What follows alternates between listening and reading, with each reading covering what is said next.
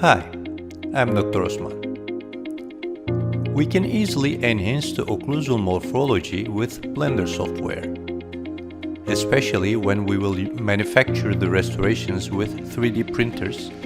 Having a more detailed occlusal morphology is much better. We can use both permanent crown resin and castable resin for ceramic press. We can also go for full contour zirconia with the milling machines.